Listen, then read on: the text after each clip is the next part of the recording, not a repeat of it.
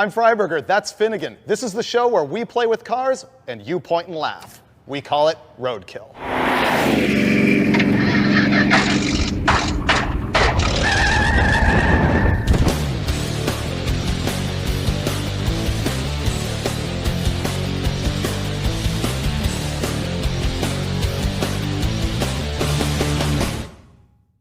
What do you do when you got $1,500 cash and 4 days off of work? A lot of guys would go to Vegas and blow it on strippers, but what we're gonna do is take this dart, throw it at that map, wherever we land, we're gonna buy a car, get all the way home for $1,500. Not only that, we're gonna put it on eBay the second that we buy the thing and try and get our money back before we even get home. Please don't hit Mexico. All right, on you. Blindfold. Oh, I don't like where this is going. Oh, dude. Why is the hairy guy got to get blindfolded? Point me in the right direction. No! Right on the Mexican border. Not going to Mexico. It's... Suspense is killing me, dude. It's Where's Mexico. No, but you can see El Paso from there. That's where MSD is. Todd's there. He'll help us out. Put this back down and rip it off my face. Oh! Oh, is there fur on that? We're going to El Paso. Woohoo!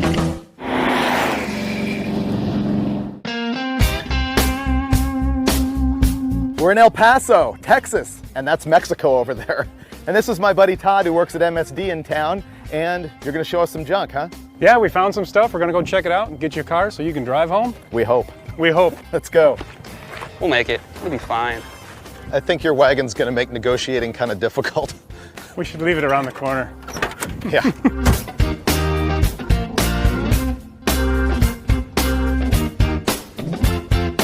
You've sent me links to this guy's stuff forever. I'm kind of excited to actually see it. You didn't tell us about the hearse. Ah, dead people. Dead. I want to know why they've got the glass between the dead guy and the driver. It's like, you know, the New York cab. For the smell. Okay, so there's the hearse, here's the truck. I kind of like the patina, I gotta tell you. This is pretty nice, but he wants $1,500 for this? Does the guy deal? I mean, he's not gonna take $800 for it, is he? I don't think so. We'll make it home in this though, because it's okay. It does say that. It gives me a lot of confidence. Oh! Dude, you didn't tell me about the King Cobra. I don't think we're gonna get home in this. It's missing a few parts. This is the Chevelle.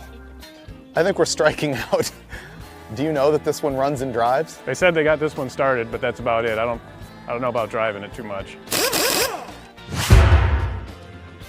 We need something that just drives. We got a couple other things to look at. The hearse is good though. Stand away from it. Something's gonna hitchhike with us now that we've been inside the hearse. Hey Todd, I'll give you $1,500 for the wagon. Nah. You gonna get eaten? They have a big dog. So how much is this one? He was asking $3 on eBay. $3? A little bit of Bondo. Look at the rust. Whoa. Whoa. Hi, doggy. Hey, buddy. You don't see me? Do we know this one runs and drives? It's been a while since they've driven it, obviously. Todd, you're failing me.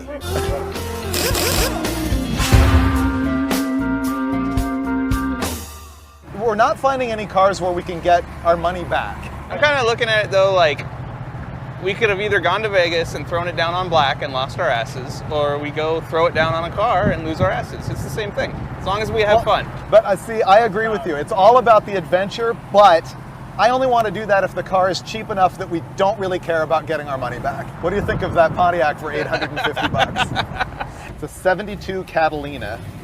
I like Catalinas. The ad's not in English. Well, let's go check out the Pontiac. Those are some pretty sweet fake-ass hubcaps. Did you see the bumper sticker? Yeah. Have a nice eternity. I will. Okay, so the value of this thing is that we can probably hash the guy down to like $500, and then it doesn't matter what we flip it for. We can sell it for $48 on the way home and we're still gonna come out ahead. Out of everything we looked at, this is the first one that makes me actually want to call the guy. This thing has character and it might even do burnouts. Ooh, 402 jet. Yes. Oh, he said the ignition switch didn't work. There's something under the dash that we got to fiddle with to get it fired up. Sounds like fun. Push that. I don't know, I'm not as good. Go ahead and give it a pump. There you go. Hell yeah. Man, look at Listen that. to that thing. That's one hell of a car alarm right there. 650 bucks for the Catalina. We kind of had a language barrier with the guy, but we talked this down from 850 bucks to 650, and we own it. And it's gonna get us home in one piece. Anything goes wrong, I blame you. 50 miles away, I don't care. 850 bucks, 850 miles. The adventure begins now. We could die. We could die. This is nice. There we go.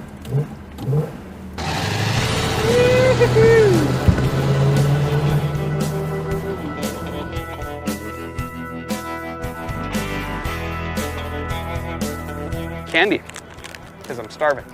You spent $2.59 on candy, $2.15 on toilet paper. I spent $64.45 on gas. Whoops. $7.80.81. That candy was really good too. Worth every penny. If we run out of money and I need $2.59, I'm taking out of your hide. You have to catch me first. We all know I run faster. Let's go.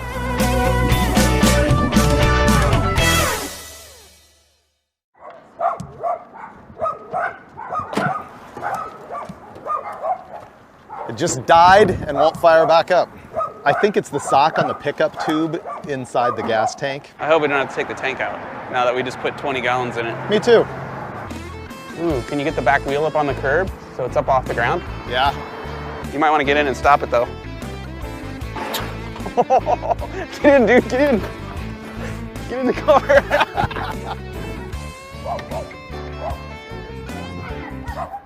I'm trying to use a piece of wire to clear out the plugged pickup in the tank, but we don't have anything long enough. 3 miles down the road, already broke. Okay, I created a gas leak, and this is wet. Sounds promising. Is it in your armpit yet? Because that's Nope. how you know when you got good flow. Okay, let's crank.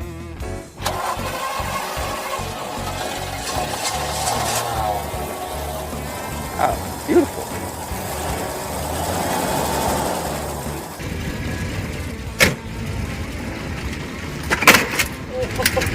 I just bashed my quarter panel. Sorry about your curb. Oh.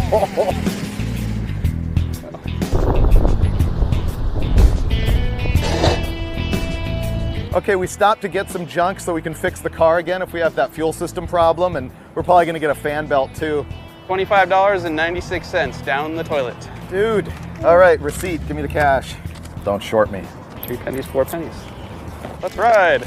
755 bucks seems a lot like enough money to get home until you realize that this turd is gonna drink a lot of gas.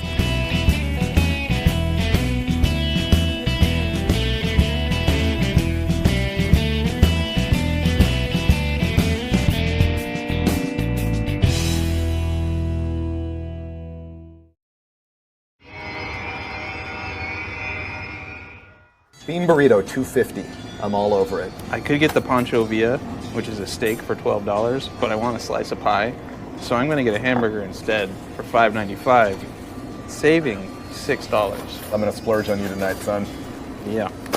20, 30, 40, $743 and some change. I thought we had 55 or 755 something.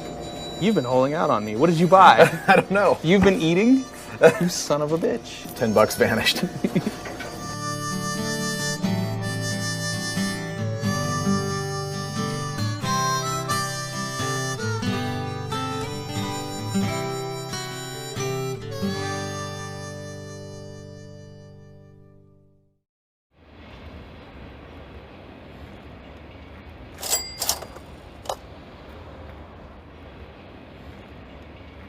We're loading the car up on eBay Motors right now. It's Sunday morning, so I'm gonna put it on a 3-day auction. Sunday, Monday, Tuesday, which is when we hope we get home, and I hope we have the thing sold by the time we get there. Now it's only a matter of time before we achieve fortune and glory via eBay. Okay, handle it. Off like a prom dress.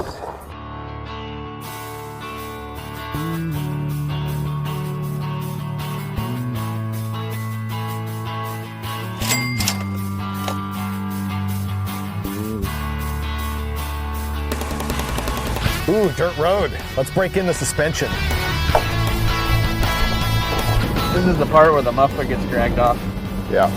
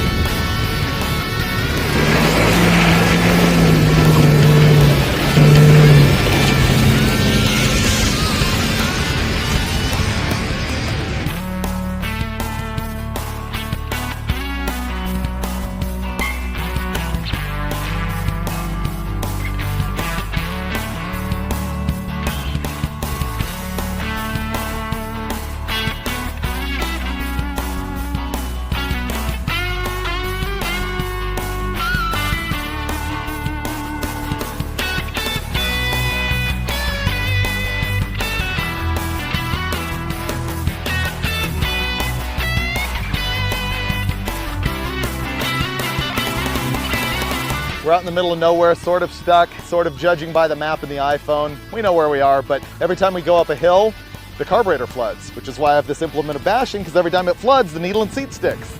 It's a wonderful thing.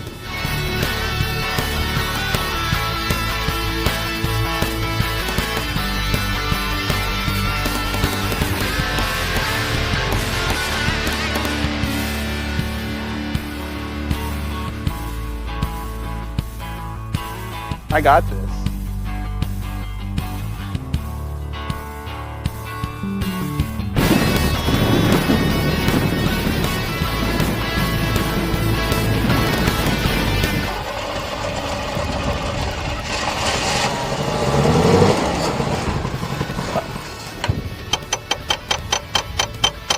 Okay. Safe vehicle for desert travel. Always be prepared. Wow, the gas here is only $3. That's $1 cheaper than back home. Oh, and already bid to $355 on eBay. Yeah.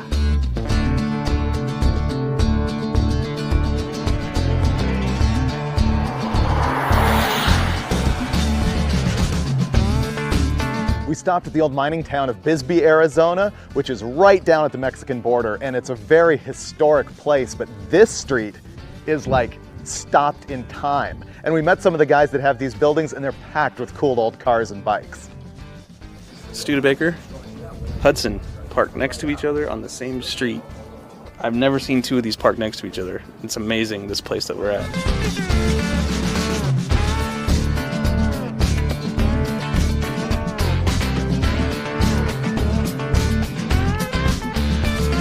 Welcome to Lowell, Arizona. This little street was founded in the late 1800s, and back in the 1970s, the mines pulled out, and when the mines pulled out in the 70s, this whole town of Bisbee tanked. This street's called Lowell, and it's been a long, hard crawl to get the street up to where it is now. And right now, Lowell is predominantly owned by the mining company who would love to knock this street down and get the ore, the copper and the gold and the silver beneath it. So we're hanging in there tight. There's a lot of love for motorcycles, a lot of love for old muscle cars here in Lowell. My father came here in 1928. I was born here in 1954, and I want to welcome you to Lowell, Arizona. This is a 1948 Chrysler. And what's really cool, when it's cold in the winter, and I can't afford to heat this whole house, I'll come out and sit in this car and make my phone calls and do business in the cab. This is what they call an 841 Indian, and it's a shaft drive. It's got the same shape as a Moto Guzzi, and again, that was to fight Rommel in the desert. Very rare. That's one of the coolest bikes I've got. When I die, I don't know who's going to go through this shit, but it's going to be intense. Yeah. And unfortunately, they'll scrap it. Yeah, probably. Man, Jay's got a bunch of bitchin' stuff, but we gotta hit the road if we're gonna get home on time. We just got another bid, $510. Woo! We're rich.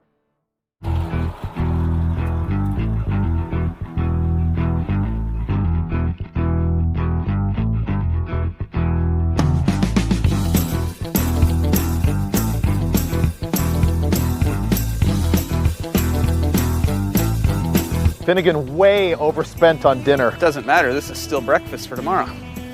And lunch. because we can't afford anything else.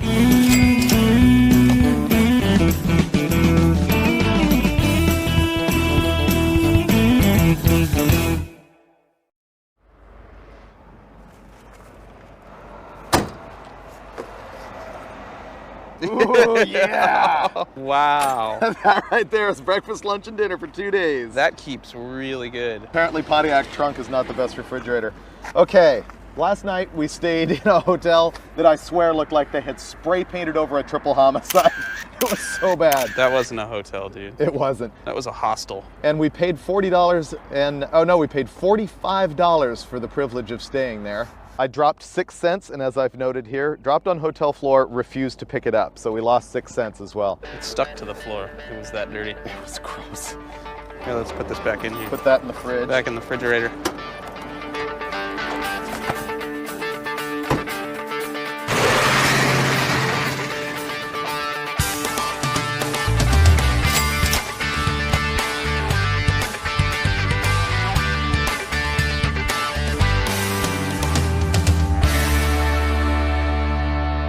Our vacation has been so killer thus far that we're feeling froggy. We're gonna spend almost the last of our money renting four-wheelers in Yuma, Arizona to have a little fun, and then we're gonna bonsai home.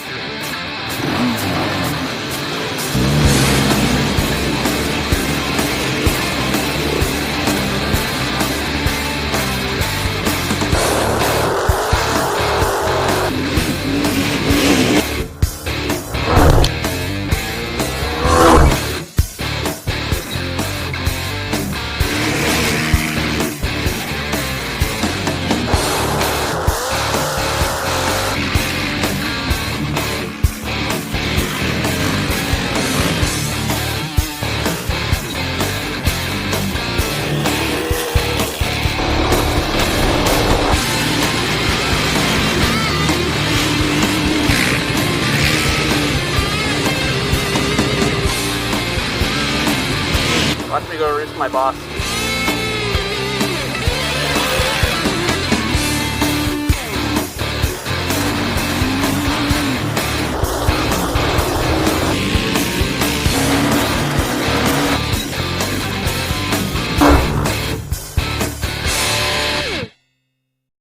Gassing the quads up, 2 corn dogs for me, leaves us $105.42. And it's 288 miles home? We're like 40 bucks short to get home. No. Yeah. No. But if we go 287 divided by 12 miles to the gallon, 92. So if we get 12 So we have to miles drive to the for gallon, economy is the key. yeah, we drive for economy. Wow. We're gonna get home with like $9 to spare.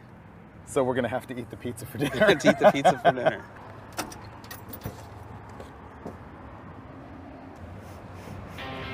You're gonna die, Holmes. You had to ride dirt bikes, didn't you? No, you did. Remember, drive efficiently.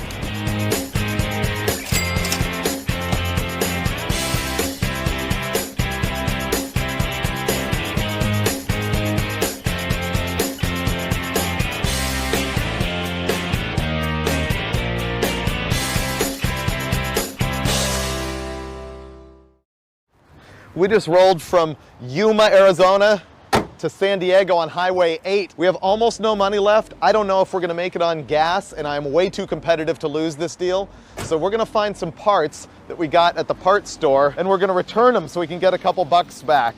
We are gonna get back $25.96, the magic number. It's gonna save us. Yes. Not only are we making it home, but I'm gonna order off the value menu. Getting dinner. We have to drive another 131 miles, so this tank of gas should do it, unless we have a disaster. You planning on a disaster? I'm claiming a win right now. No, don't do it.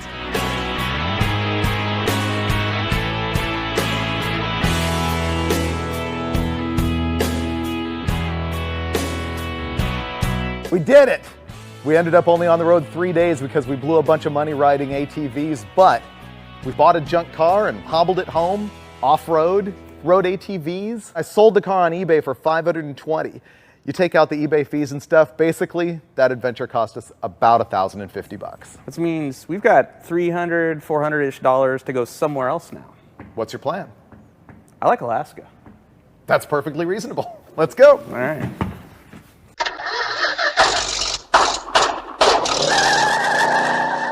Might as well fill until it leaks everywhere and catches on fire. Well, as per usual, we're moments away from leaving the sand dunes and I managed to break my ATV. This is carburetor, this is motor, this is gap. Ruh-roh.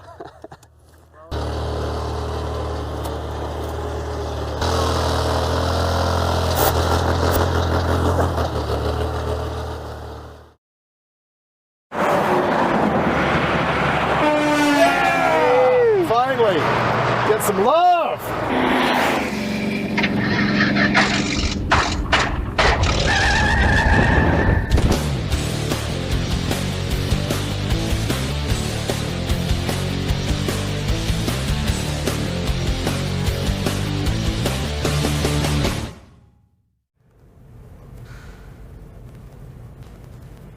Oh, dude, come check this out. What do you got?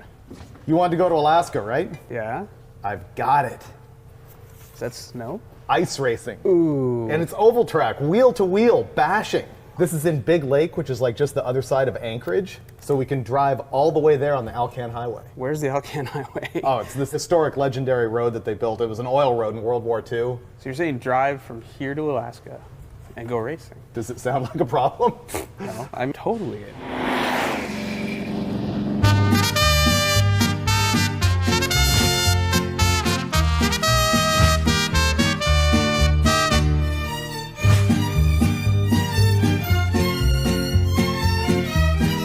I bought this thing in the dark, so don't criticize me. You paid how much for this? $1,300. This is exactly what we need, because if we wreck it, it doesn't matter, right? So we need to make a list, because That's easy, one of everything. I think we should drive it around the block, figure out if the brakes and suspension work, and then come back, make a list, and tear the engine and trans out of it. Oh yeah, let's go around the block, because it'll seem like such a much better idea after we do that.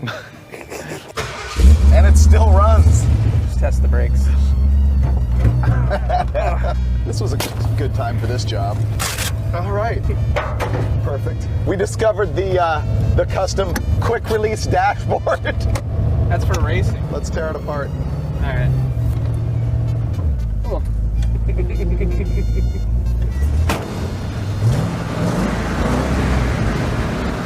How's your confidence now? Oh, let's just leave right now.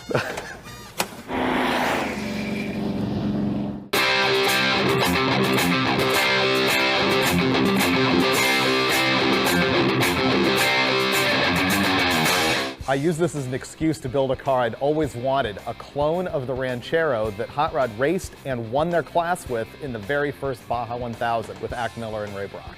When I picked the car up, I was really hoping that it would just need sort of a fluff up and paint it and hit the road, and as it turns out, it needed everything.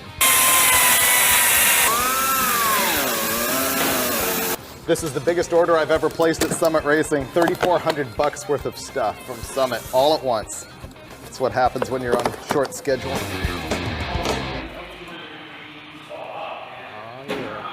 This is Thursday afternoon. We leave Sunday morning, and as you can see, we still have no engine, no trans, no suspension, no brakes. I think the gas tank's actually in the car. These guys are all jamming hard. I'm doing corporate stuff, and I'm still really hoping that we make this. Seriously. You know, once we tore into it, it was ridiculous. We replaced the engine, the transmission, the brakes, the wheels, the tires, the wiring, sheet metal in the floor. We added a heater because the car didn't have one. Insulation, I mean, you name it, we replaced it on this car. The motor we put in it was a 302 based Ford from Dart Machinery, and it was 363 cubic inches. I think it made like 450 horsepower on the dyno. It wasn't an easy swap. It didn't go in right away, even though we were replacing the same model of motor that was in the car.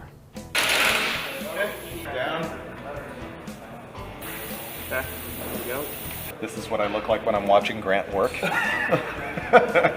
It's Friday night, so we have a day and a half left, but the biggest problem is we're past the window of opportunity to actually have open shops for alignment, exhaust, and drive shaft. So There'll be moments of entertainment to come.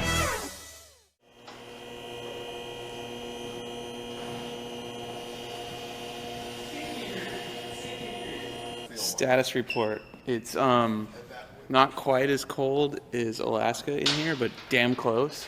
We're supposed to leave half an hour ago. I'm guessing we're gonna leave 12 hours from now. It's a conservative estimate. Dude, that was an emotional blow. I'm telling you.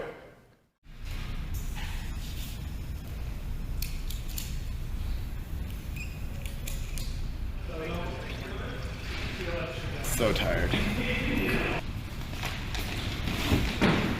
28 hours late is the new just on time. Let's go to Alaska.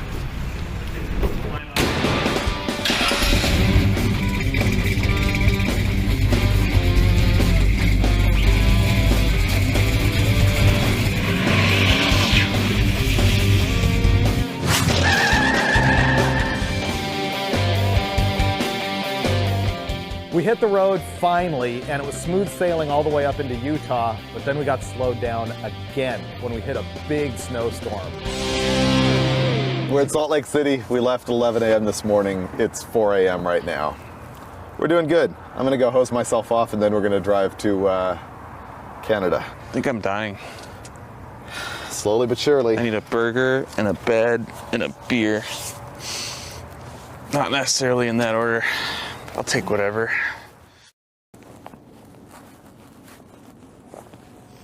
The next morning we had our first disaster. We had installed a block heater, which is a heating element that replaces a freeze plug in the side of the engine block. And it didn't fit perfectly, and it was puking coolant everywhere. Oh yeah. Uh-oh. That was all half of it. You know what made me feel much better about that? Yeah.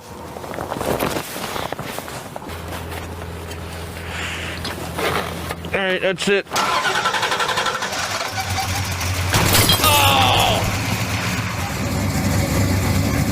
By this time, it was about 0 degrees out. I slammed the car door and the passenger side window exploded into like a billion pieces. The window had come off the track a little bit on the passenger side of the Ranchero, and I told Finnegan, dude, be careful because the window comes off the track. He didn't put 2 and 2 together that meant that the glass was going to hit the roof of the car if you shut the door the wrong way, and he shut the door the wrong way, and I'm looking the other way, and all I hear is glass hitting the pavement. It's like, ugh. And we're going into freezing weather with no wind.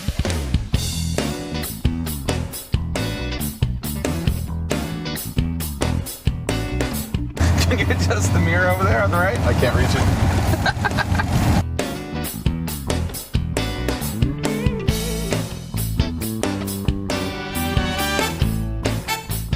I saw antifreeze again. I don't want to ruin your day, but I think we need to stop. It's puking, isn't it? Not good. The plug came all the way out. Not good. I can fix it. I can fix it. This seemed like such a great idea 2 weeks ago. Ta-da! As predicted, that freeze plug kept popping out. But the good news was we got really good at hawking them for distance. Shall we? Yeah. We're running out of time, you know that. At this point, Alaska's a pipe dream. We'd have to cannonball 24 hours a day for the next 3 days to get there, and we could still miss the race. Well, let's just at least go get it fixed and decide what to do. Cross your fingers. So we're in the middle of nowhere in Idaho. We're freezing to death. We do the math and realize there is no way we can get to Alaska in time for the race. We're sitting around going, what do we do next? Refusing to put our tail between our legs and go home. And then I realized that some of our corporate guys had bought a 55 Chevy sight unseen on eBay just a few days earlier, and it was in Colorado Springs, Colorado. We could probably get from Idaho to Colorado Springs, so that's what we decided to do. What's the likelihood that I could come grab that car, like, say, day after tomorrow? No, tomorrow. Tomorrow? Tomorrow. Great. Thank you. We're on. Sweet. Change of direction.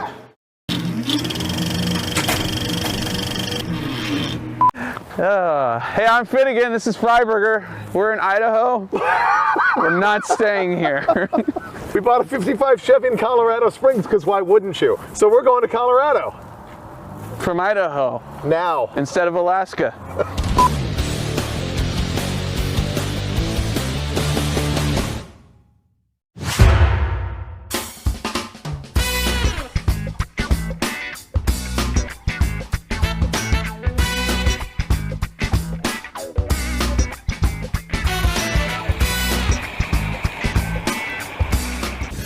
is getting old. I like how I broke the window and you're the one having to climb out of the car. I'm excruciatingly aware of that. No, that's a muffler man. If you're not hip to Muffler Man, here's the deal. They are giant fiberglass dudes that were made by International Fiberglass back in, I think, the late 60s, early 70s. And they're all built standing there like this so they can hold a muffler. But in subsequent years, people have bought them and turned them into all kinds of things. I've seen them holding golf clubs or as Paul Bunyan. And this particular one in Helper, Utah, was a coal miner. He'd look real good in the bed of the Ranchero. You think we can get him home?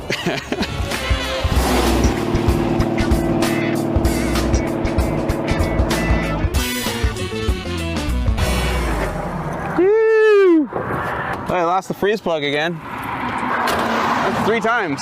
Told you. 3 times. So who reinstalled that one?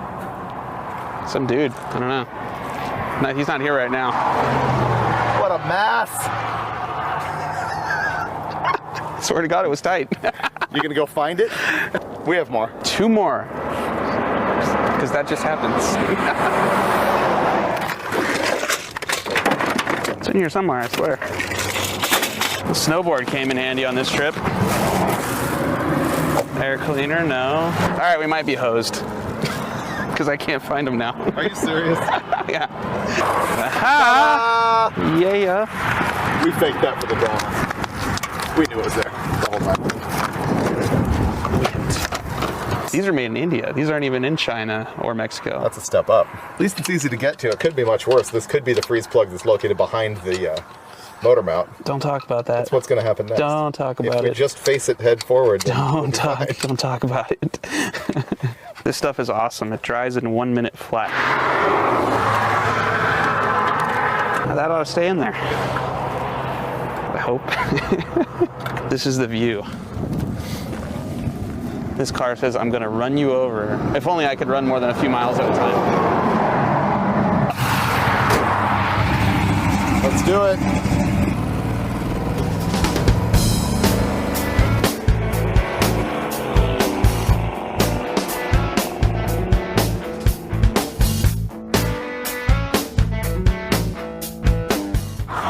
Woohoo! Out of gas. On a hill in a snowstorm. In Vail. Good snow here. I'm really starting to enjoy the climb across a little too much. Oh, dear. Nobody likes you. I can't get the hood open. Oh yeah, we got this. No problem.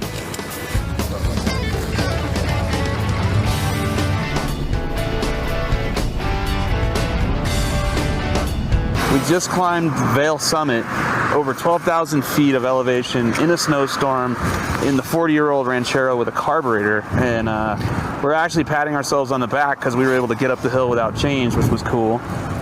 But on the way down, the heater stopped working, and I looked down at the gauge and I was like, oh crap, it's overheating. Why is it overheating? And we pulled over because we actually thought the radiator was icing up, but then we noticed the belt's gone for the water pump.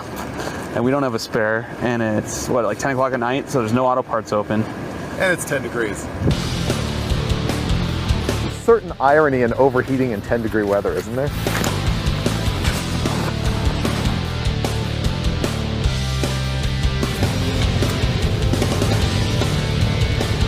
Where are we? I have no idea. We're at the foot of our 12,000-foot hill where we lost an alternator belt, and we coasted 30 miles to get here. So we're gonna go scrounge food, stay at this luxury resort, and hit the road again in the morning. Food sounds awesome. I'm ready. Beer sounds better. Yeah.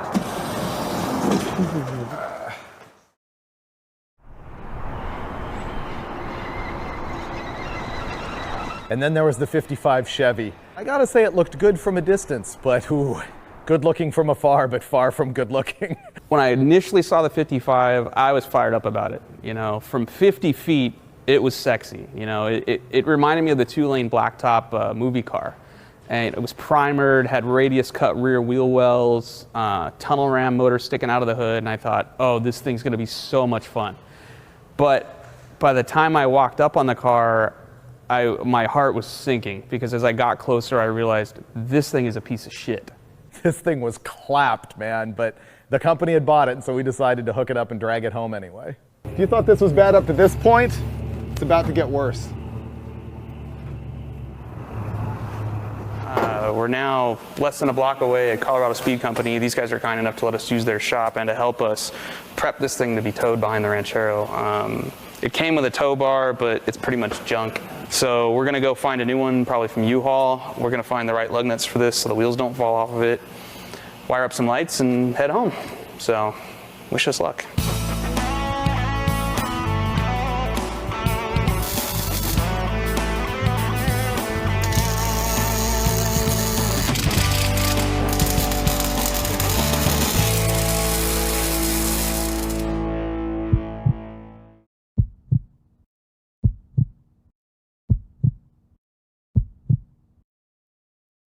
So we're just about to leave Colorado Springs, and I decide to say to myself, let's find out why that wheel keeps squeaking. This is why, because the axle bearing, which was brand new by the way, has been eating its way into that axle shaft right there. And now we have a new bearing at long last after 4 trips to the auto parts store. We're going to commit the ultimate sin and tack weld the bearing to the axle itself to get home.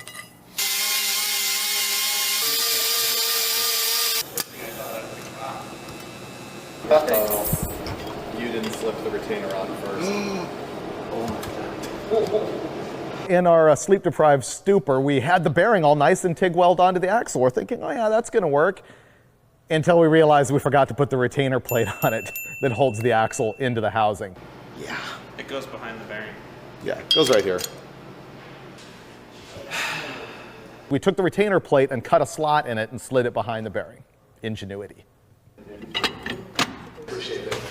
Thanks a lot. Yep.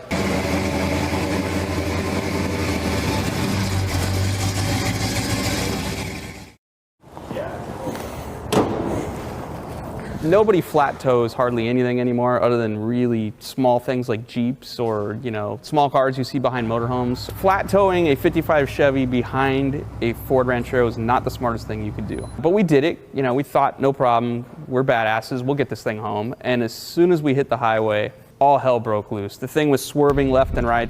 This thing was wagging hard on the freeway. I don't care who bought this thing or why. It was going back.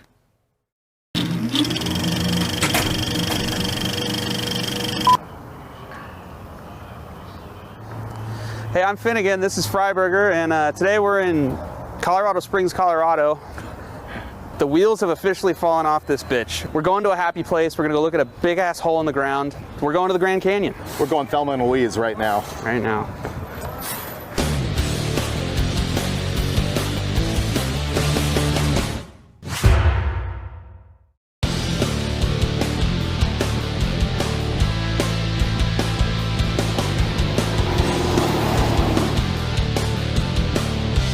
Just outside of Flagstaff, we encountered snow again.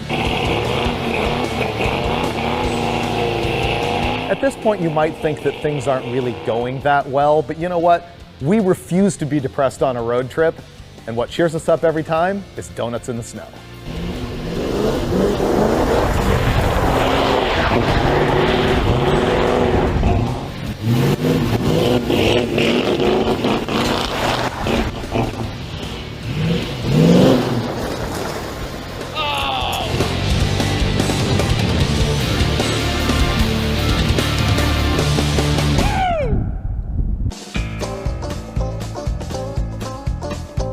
Sometimes you have to create your own fun when you're out on the road, and Finnegan's idea of fun is often buying inanimate objects, usually based on animals, and strapping them to cars. And so we got ourselves an ass and strapped it to the roof of the car.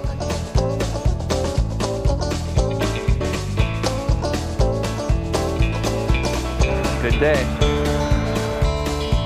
Between Flagstaff and a big hole in the ground, we saw this place called the Roadkill Cafe, and how can you not stop at some place with a name like that? The opossum blossom. The chicken that almost crossed the road. I don't know what I ate, but it was dead.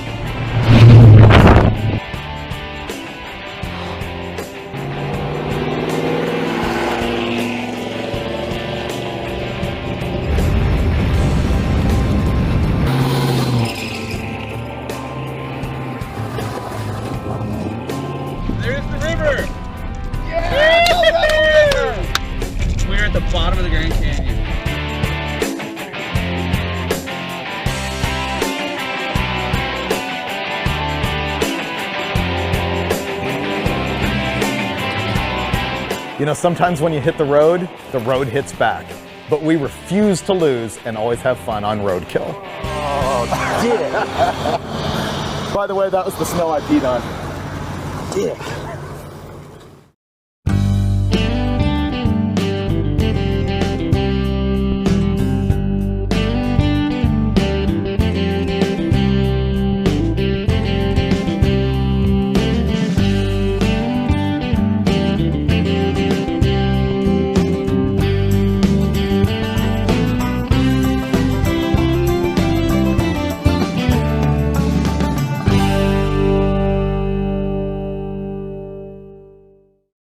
On this episode of Roadkill, we got together with Rick Péwé and Fred Williams of 4-Wheel and Off-Road magazine and joined up in their Cheap Truck Challenge. This is a contest where each guy has to buy a truck for $2,000 and hop it up for another $2,000 and then go head-to-head in a number of competitions that test the vehicle's ability, reliability, and coolness factor.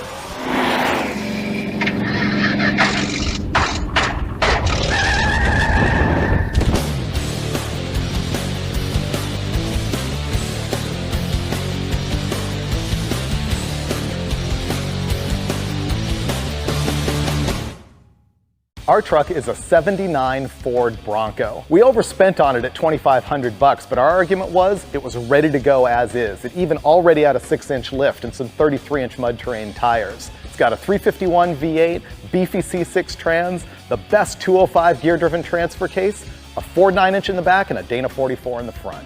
Rick opted for a 1980 Toyota pickup. This thing's almost retro, it's so cool. I think he really cheated on the price though, because he's got a brand new Marlin Crawler low-range transfer case in it. He put lockers at both ends.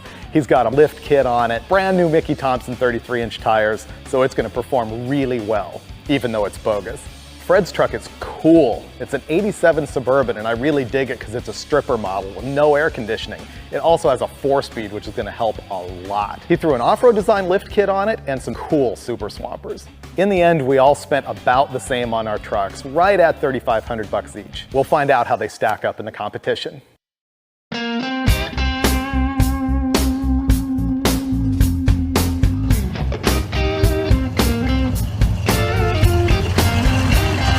We're here at Fred Williams' house in Atascadero, California. He's the staffer at 4-Wheel and Off-Road who's setting this whole thing up. We're only 2.5 hours late. Who's missing? Rick Péwé, late as usual. Guaranteed. The sun will be down behind those bushes by the time Rick gets here. Where's Fred with the beer? Cheap Truck Challenge is the competition against the budget. If you're a 17-year-old kid and you worked all summer long and you only made a few $1,000s, what would you buy? How would you fix it up? Each editor got a vehicle, did some upgrades to it, and then we're gonna go out, take them 4-wheeling, but they also have to still be reliable and something you could drive to work or school every day. Nope. Yeah, no, we're still here at the house. Péwé's not here yet as usual. I got a good feeling about this one.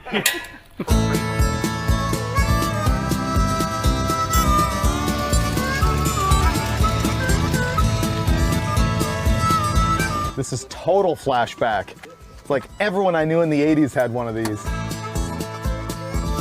Right now, the last thing is to put the drive shaft on. I took it off because of the transfer case is brand new. I didn't want to take that chance of burning it out. So I'll put it on. There's only 8 bolts. Done. I'm ready to go wheeling. The worst thing about this challenge is I don't have a clue. Fred said, be here on time, which for me I am, and we're going to go wheeling. I don't know where. I don't know what. He says to bring a gallon of milk. I have no idea what that means either. So I'm up for it. I got my drive shaft. I got my truck. I'm ready. The thing I'd like to point out right now is that the hot rod team showed up, having driven our truck here, completely ready to go. We stood around for 4 hours waiting for Péwé, and he's still working on it after driving here with his luxurious Apollo motorhome. Fail.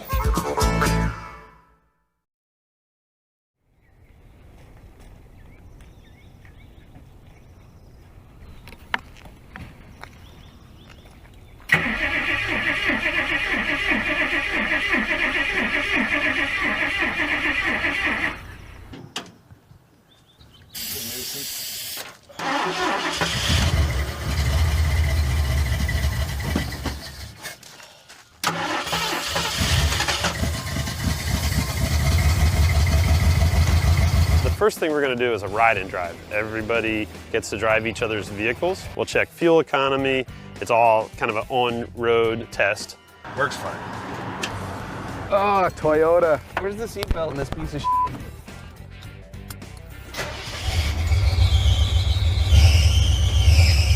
Make sure he loses the fuel economy test. Oh, let's drive it all the way there in first. This thing has a real sucky clutch. Every day I'm shuffling. Let's just go off-roading right now. Right there. Coming over. Oh yeah, this is winning the drag race. Really? Yeah. Oh yeah, you want some? Yeah! Oh, now he's wasting our gas. Yeah, he is. That was a gallon right there. Hello, officer. The steering wheel is falling off. You see that? This is our special test facility, top secret ranch in the middle of nowhere. We start with a drag race and an obstacle course, maybe play in the mud a little. So we have a few different things we're gonna try. We also have some guests. These are the Land Rover off-road training instructors. These guys are used to really high-end vehicles, so they'll be perfect for testing and judging our piles of garbage. This is the drag race. Now, unlike most drag races where you start on a flat surface, because our vehicles are a little bit older and maybe need a little help because they're low buck, we're starting on this hill. The Land Rover guys here are gonna show us how it's done. Ready? Go!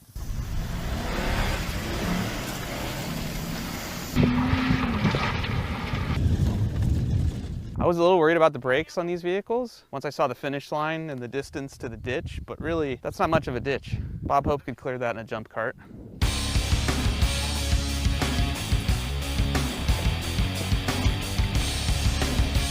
That looks close enough.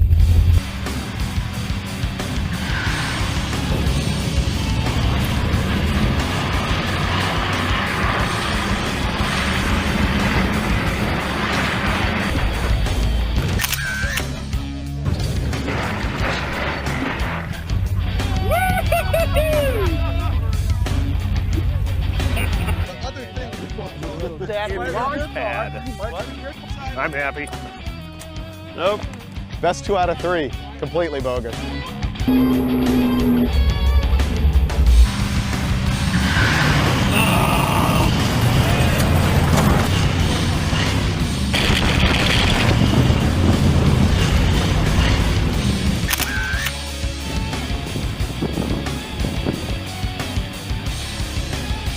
Let's sabotage!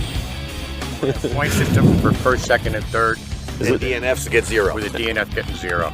It was a photo. Yeah, second one I thought I got. Gaining towards the end. Yeah. David and Finnegan, DNF. Toyota guy's claiming a victory. I'm not buying it. All right, yeah. one more time. There you go. One more time. Who's the official? Who's the official?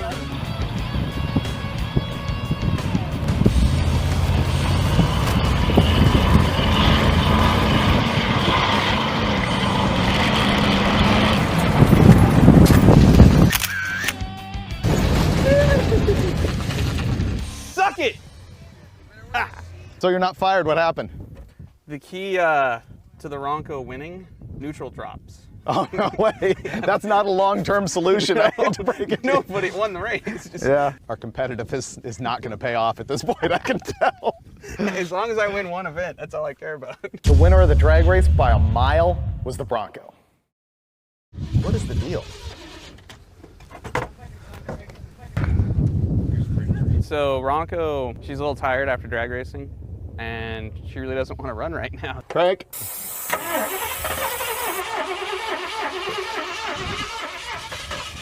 Come on, baby. Let's do the suck on the carburetor.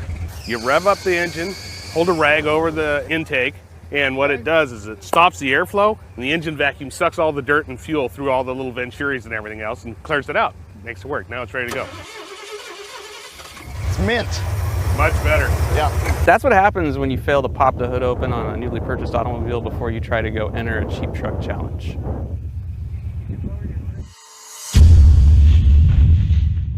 So what's next is a crawl race. This showcases the crawl ratio of the vehicles to see how slow they can go if you're creepy crawling across some rocks. So we'll actually start all the vehicles together first gear, low range, and see which one is the slowest moving down the course.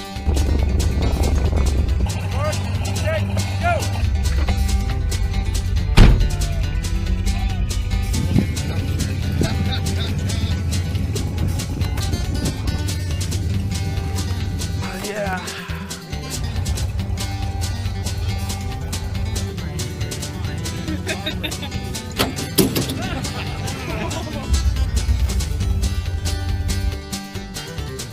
I can steer it, can I?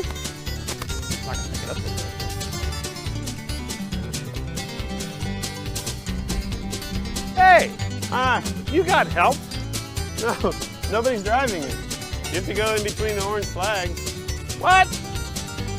So in theory, Rick won that deal because he was the last one there and we lost because we were first. But dude, I gotta ask the question, what 17-year-old kid wants his truck to be slower?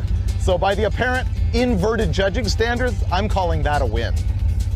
Next. In the crawling competition, clearly the winner was the Toyota.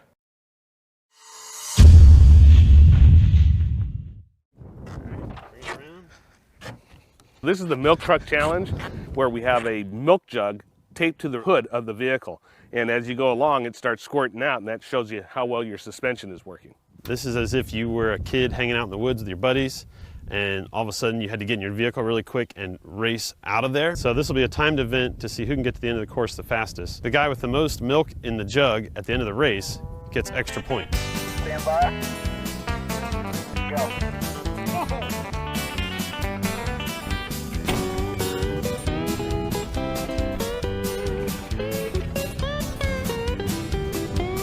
Once I got to the creek bed and make a left up to the hill, I figured I'm already losing milk, so I just nailed it. And I started going in 4 high.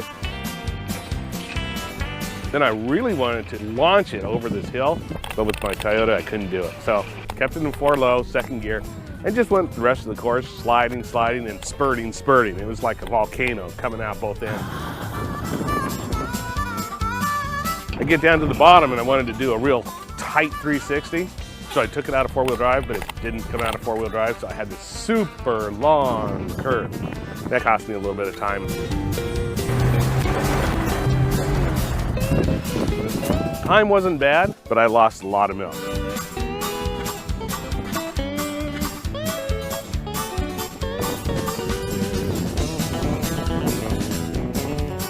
So the flag dropped, and I ran and got in the Suburban, and my seatbelt jammed. I'm sure I ate up a bunch of time just doing that. Come on!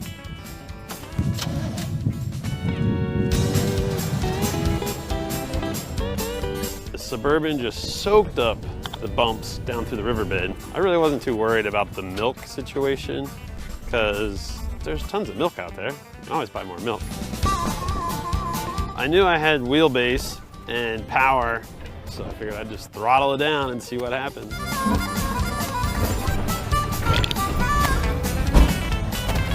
I took it up through the hills, and when I came down through the bushes and the trees, I think I smacked one of those cameras on the side.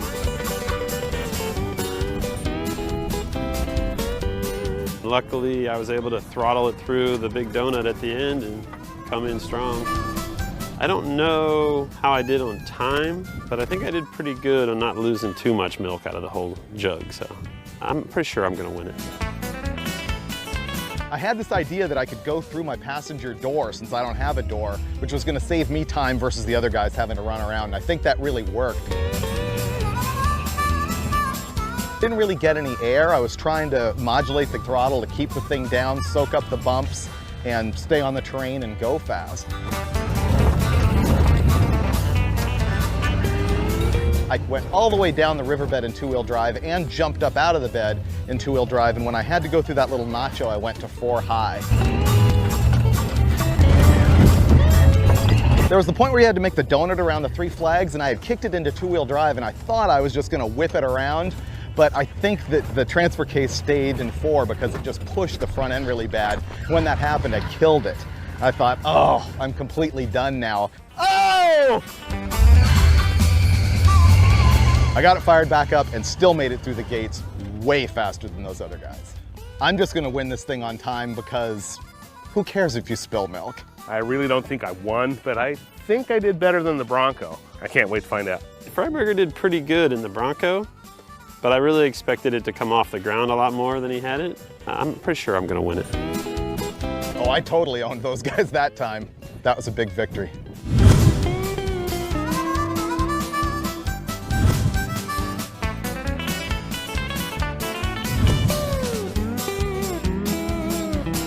In its second victory so far, the Bronco.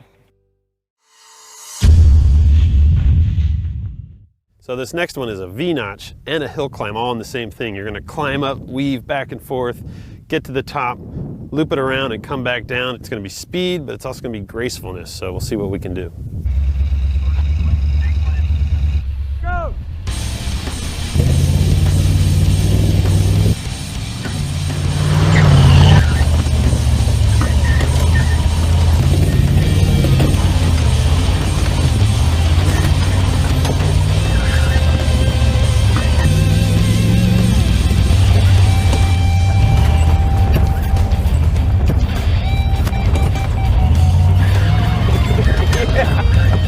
Now hit the Toyota. Mark, set, go!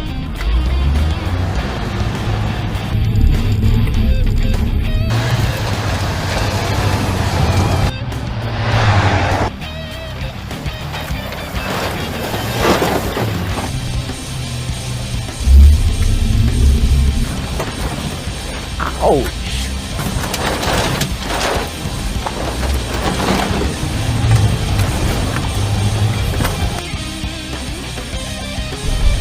Mark, set, go!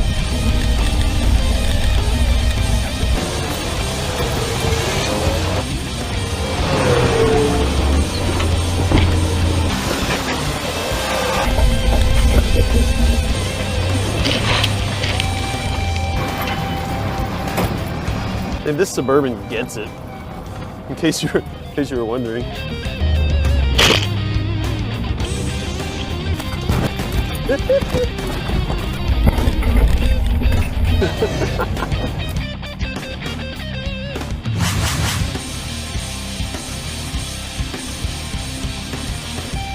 At the hill climb, Bronco wins again.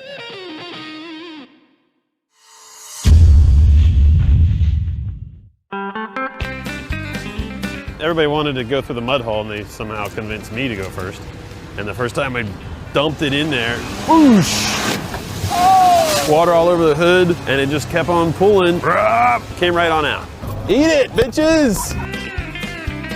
I'm pretty sure that I won the mud bog because I don't think anybody else is gonna follow me where I just went. I moved my air cleaner up and around on the snorkel to the back, and I skirted to the edge, still all in the mud, but I only got half of it muddy, only half of it dirty, and I made it through, so that was good. I had a great line. Camera bag. Shoes. I didn't know if I wanted to do the mud, but as soon as I saw Rick take the go around, I knew I couldn't do that because I would have to not make fun of him for it. So I went right through the middle, but not with quite the speed that Fred did. Freiburger goes through in his big old Bronco. Except he was wearing a dress too, so it doesn't count. I didn't want to go. In fact, I punked out and didn't get in this to go. No doors, no way to keep me dry. I'm not going. Check. Totally.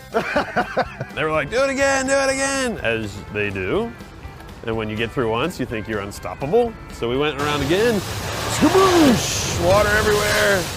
And then I realized submersion is not good for Suburban. And she shut down, we got a bunch of water everywhere.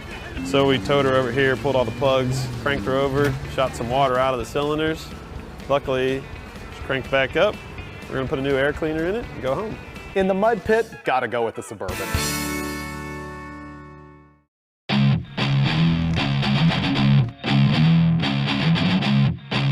We are at the Pismo Dunes, and today we're out playing in the sand.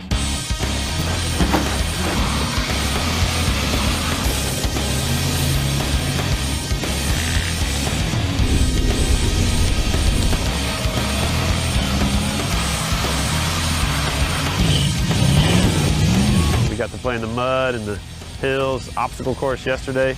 Today we're kind of wrapping up Cheap Truck Challenge by coming out here and just whipping around in the sand, maybe see if we can catch a little air off some dunes.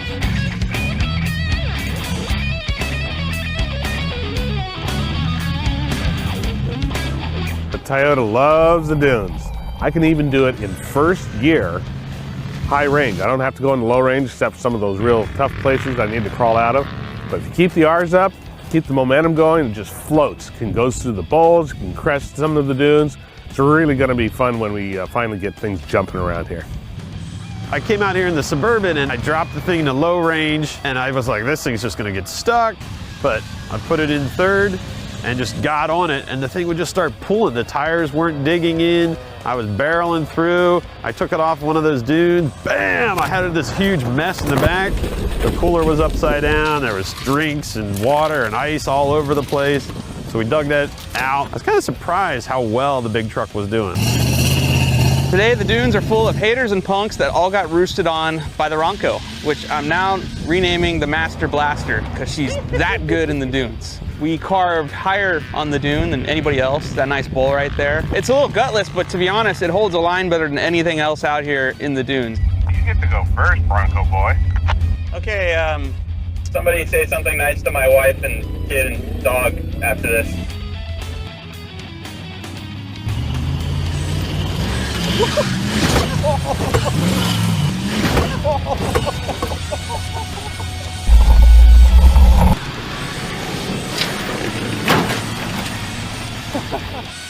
The spine buster.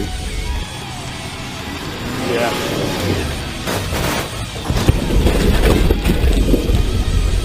I think I can do better than that.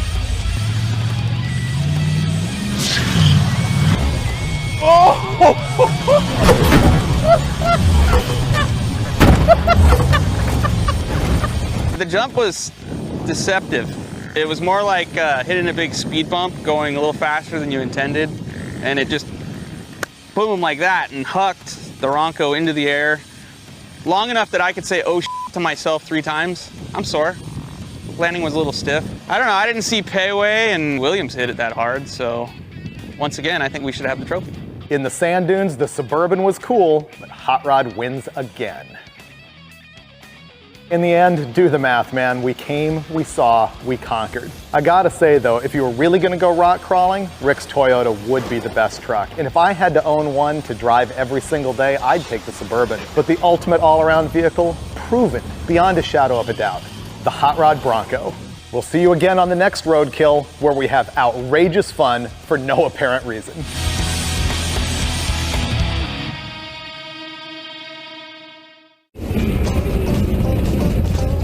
Hey, baby. Finnegan left his phone in here. I'm gonna call his mom. Hi. Hi, Mom. I miss you.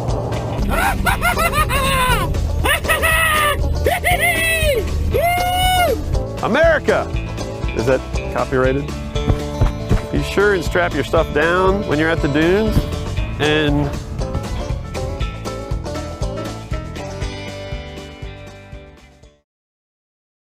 Here comes the police. We're already gonna get arrested. We haven't even left yet.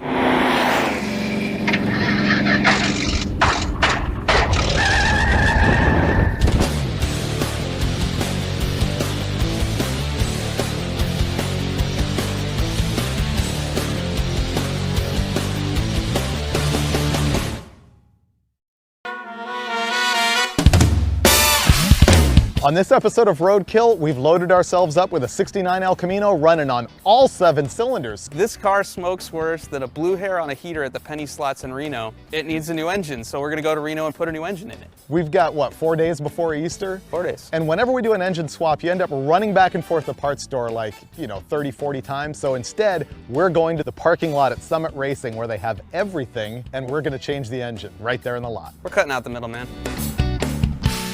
I bought a case of oil to get us to Sparks, Nevada, which is about 500 miles, and that's not enough oil to get us there. Al Gore would lose his mind if he knew what we were doing today.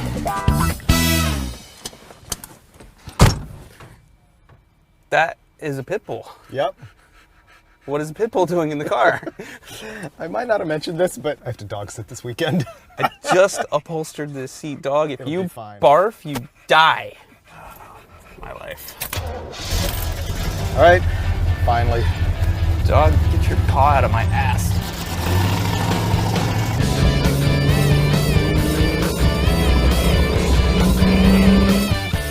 The really cool thing about this El Camino is that it's been in Finnegan's family since it was brand new. His wife's grandfather bought it in 1969, and it's passed down through the family, ultimately to her. It's been a really good driver in bone stock condition, but it has a jillion miles on it and is just a horrible smoker. So we're pretty much going to break the seal on this trip.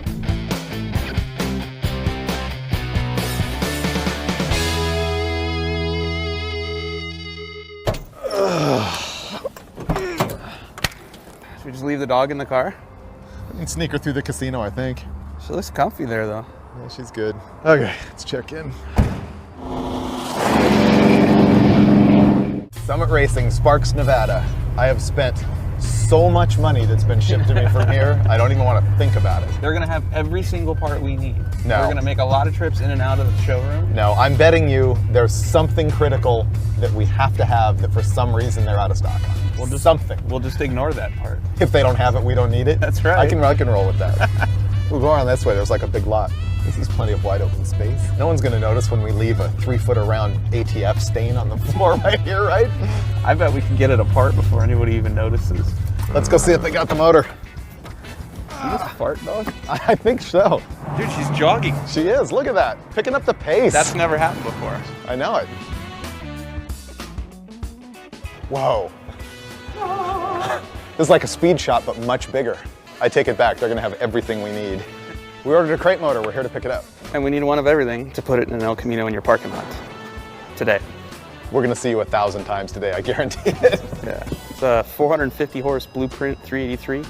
We're going to need like header gaskets, water pump, accessory drive stuff, fluids, throttle linkage. I forgot the tilty thing for the hoist. We need the tilty thing for the hoist. Probably a whole lot of oil dry. Pretend like a woman was doing this by herself in the middle of nowhere. And that would be him. Wow. Dick. Well, let me get my manager James out here and we'll get you guys set up. Okay. Hey guys. How's it going? Mike. Good, I'm James. Destroy your parking lot. Oh gosh. Oh, we can get some more stuff for you? Yeah, we need one of everything. All right, let's go.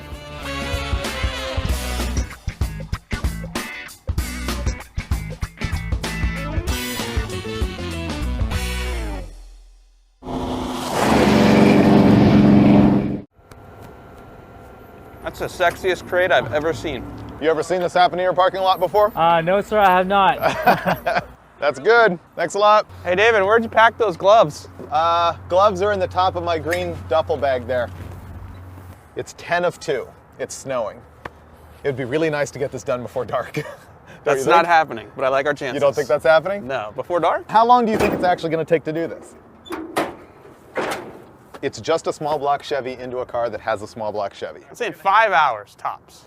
5 hours. So let's say if it's 2 o'clock right now, you think we're going to be done at 7? Ish. Ish.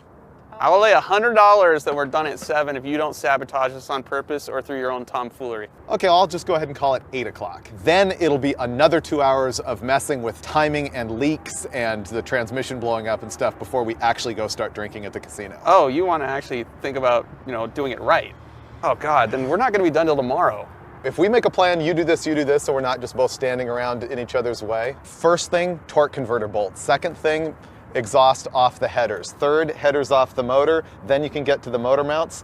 I can be doing that while you're tearing off the front dress on the thing. And at that point, it's bell housing bolts and hoses and wires and out. Ow, that hurt. Woo! That was a close one. This was a brand new set of headers. The cylinders they're actually firing are gray.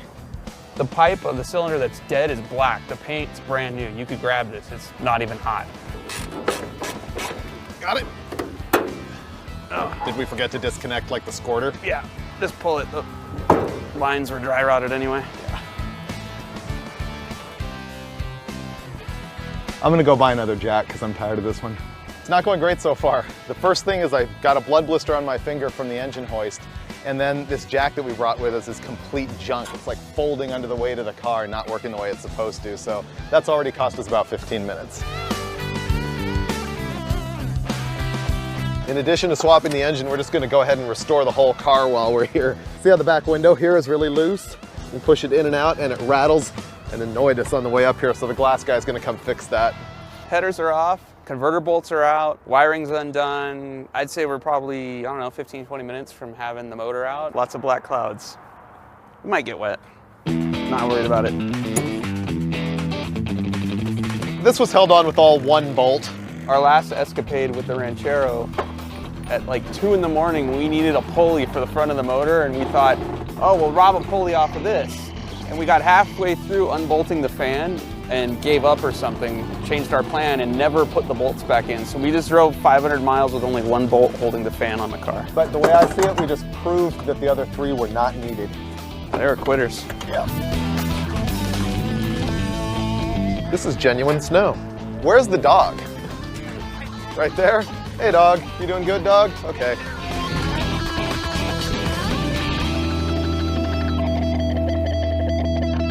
It's 3:30. I think we've been working for not quite an hour yet, and we're almost ready to yank the motor out. We just got to get a couple hoses undone, clean up the mess we're about to make when we drop coolant all over the ground, and then hook the hoist to it and yank it.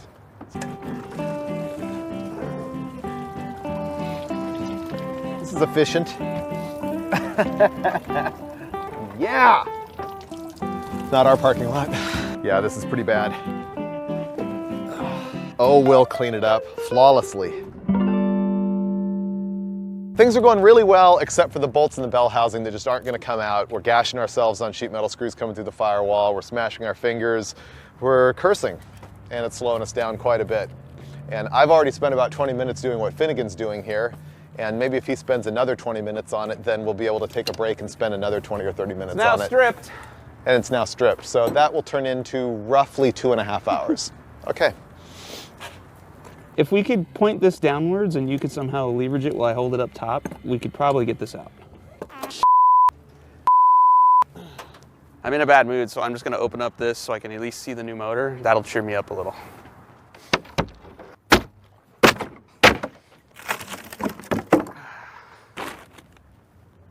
It's beautiful. It's a lot better than that piece of crap we're ripping out. But I'm staring at it realizing we need even more parts now. What makes you think this piece of crap is coming out? I got faith in you. Get the bolt out. It's only one bolt, come on. Is it technically a bolt when the head is like perfectly machined round? I'm getting that bolt out. I promise you, you are not gonna get that bolt out. I'm way too angry not to get it out. There's no way that you are getting that bolt out at all. Because it's in my hand, You're bitch. A dumbass. Make me get back in the car.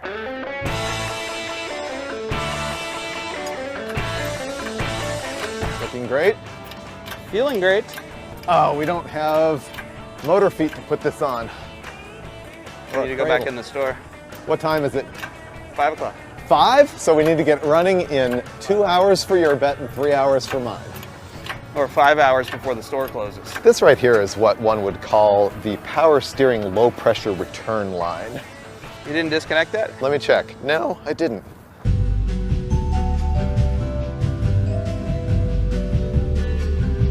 Engine lift plate, carburetor bolt-on style. Woohoo!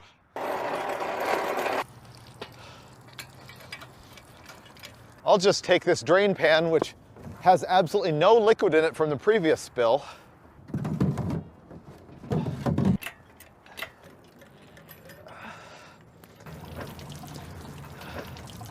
That reminds me, I think I need to go pee.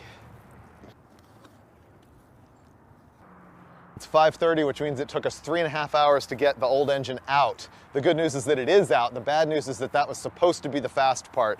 Now we have to figure out all the little things that are different between the new engine and the old one. So we're kind of behind schedule now, but we will prevail. We will be working in the dark, but we'll prevail.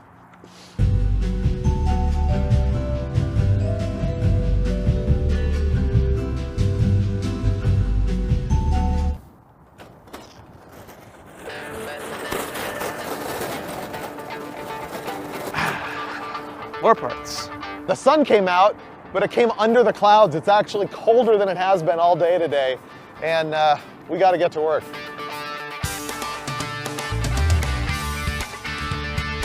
I'm literally freezing my giblets off right now.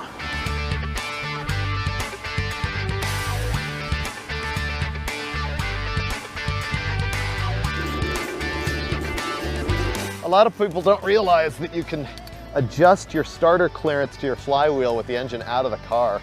This is the famous Chevy shim situation where I'm going to add a shim just because the engagement's a little bit tight, which moves the starter down, which moves the center line of the starter gear away from the ring, and just makes it a little bit looser fit so it doesn't make that horrible noise that Chevys make when they're wrong. 8:15, way past either one of our estimates. Well, 15 minutes past my estimate, but as you can see, we're nowhere near close. And right now, the mandrel for the harmonic balancer installer is stuck in the end of the crank, and we're trying to solve that. And Summit is gonna stay open for us till 10 o'clock tonight, which is very cool. But what that means is we've got a little bit less than 2 hours to get this thing in the car and get every single part we need to wrap this thing up. So, sketchy as usual. Ultimately, the answer is we had to buy a balancer puller. I'm gonna pull it off, take that little yoke or little stud out, and then put it all back together. Just a complete time killer. It's one of those things. You ever sit in a spa for too long and it's just way too hot, you know, and you gotta get out and then get back in? Have a beer. This doesn't feel like that. The balancer problem set us back an easy hour. I blame Freiburger completely for that. We're just trying to figure out what last minute things we need before the store closes, because Summit's literally done for the day. So if we don't have everything we need, we're probably not gonna finish this till tomorrow. I'm going to the nice warm store.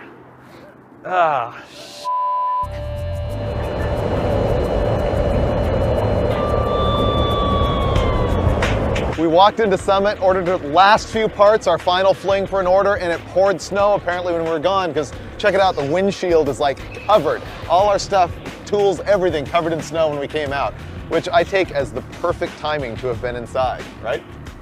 My tools are cleaner. That's the way I'm looking at it. Check this out. Yeah.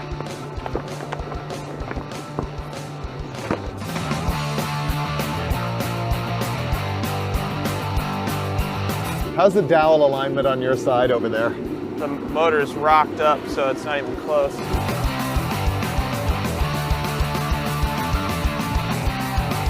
No. Fail. Do you know there's still a dog in the car? Really? Yeah.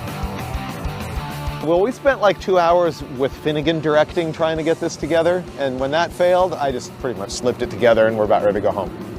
I'm punching it. Okay, wrap it up.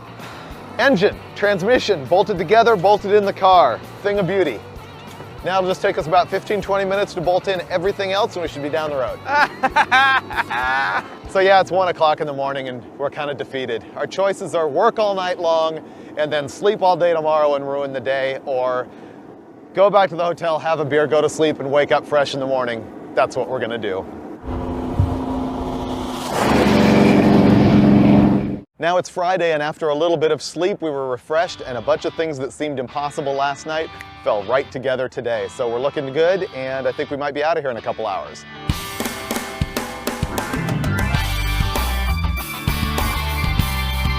They're the wrong plug wires. So we're gonna make probably our 37th trip into the Summit place. Good thing we're here. Once again proving that we're better off here than we were at home.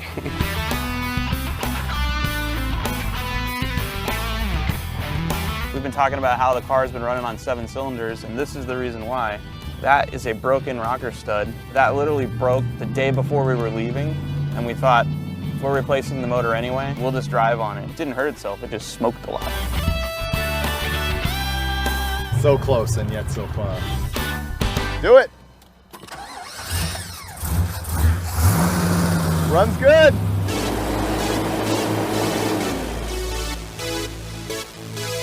Here we go. Right. Oh yeah.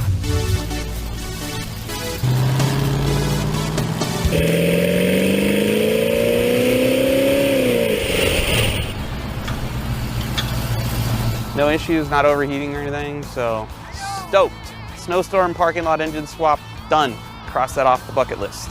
That was a long 2 days, but it is running and it is running good. So we're gonna go drink beer, sleep, and hit the road in the morning.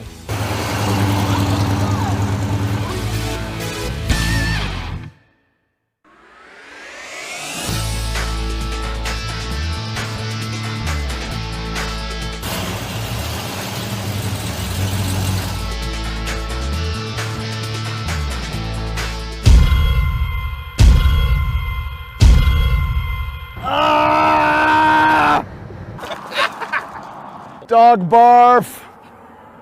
Stupid dog, we're leaving you here. I hope you have some Febreze, dude. It's everywhere. That is disgusting. Look at that. What if my wife finds out what happened to her seat? Blah.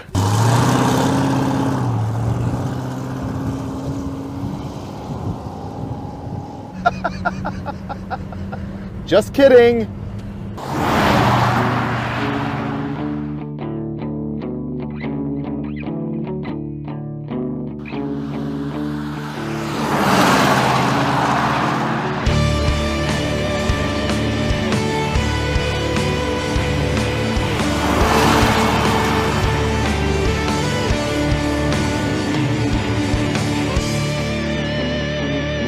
Everything's been great so far this morning. We're really happy with the way the car is running, but we developed a pretty bad oil leak. So now we're gonna figure out what's up with that. We pinched the gasket that was underneath the distributor, and so oil was coming out the back there where the distributor sets in the motor. The only auto parts store in town doesn't have a distributor gasket, but Freiburger came up with a great idea of robbing the one off of our brand new parts motor here. So we're gonna be all good.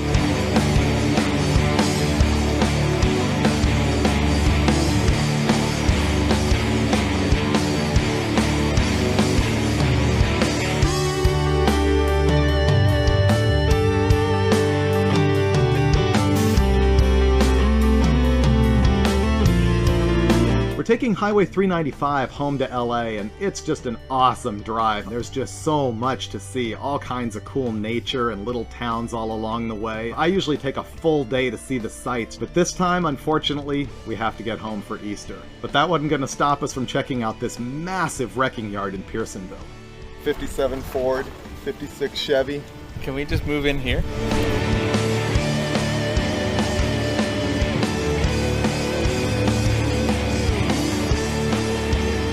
Oh, we need to check that out. All right, stay here. Hold down the El Camino. That's like a 72 or 3. It looks like a forestry truck. This thing is money. Small block, 318, aftermarket air, hantavirus, breathe deep. This there is you go. Crap. I love it, but it's getting dark and we gotta get out of here. But I'm gonna force you to take that thing on our next trip. You wait. Not happening. Let's go. If you get the dog car sick, it's all over. Stop it. Don't lick me with your barf tongue. No barf tongue.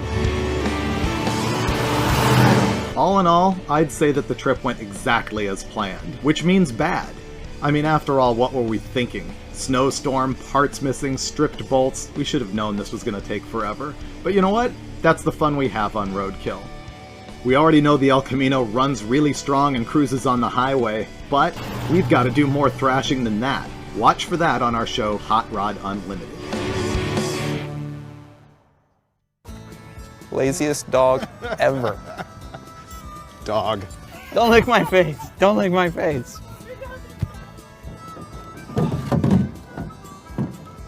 And that won't go under there. You can lift it up 4 inches and use the leveler to tilt it and get all the fluid out. Hello? Who's the authority here? Thank you. So what you do in this situation is you just pick the engine up a little bit, and then you use the leveler to tilt it to drain the water into the pan. What's that gonna do now that the parking lot is ruined? It depends. That's doing nothing.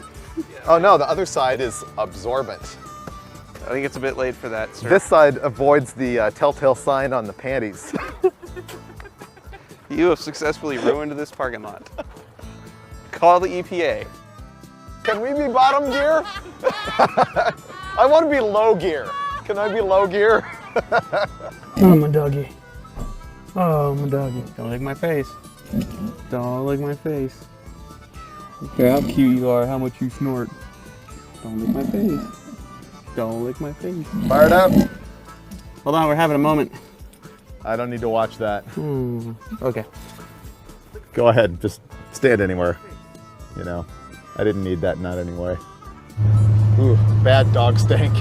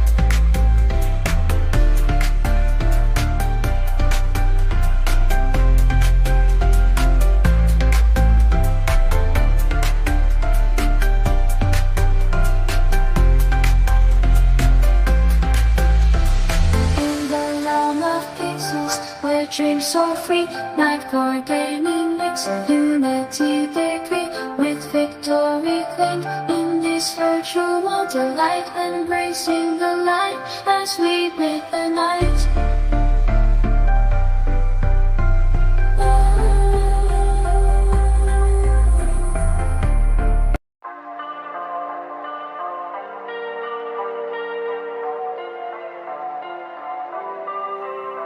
I summoned you, please come to me. Don't bury thoughts that you really want. I fill you up, drink from my cup. Within my life's what you really want. Come, lay me down, 'cause you know this, 'cause you know this sound. In the middle of the night, in the middle of the night, just call my name, I'm yours to take. In the middle of the night, in the middle of the night, I'm wide awake, I crave your taste all night long, till morning comes. I'm getting what is mine, you gon' get your son. Oh, in the middle of the night, in the middle of the night, oh.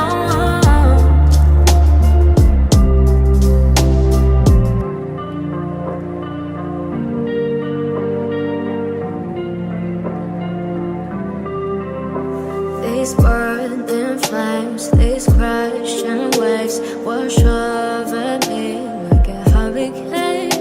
I captivate, you're hypnotized, feel powerful, but it's me again. Come, let me down, 'cause I know this, 'cause I know this sound. In the middle of the night, in the middle of the night, just call my name, I'm yours to take. In the middle of the night.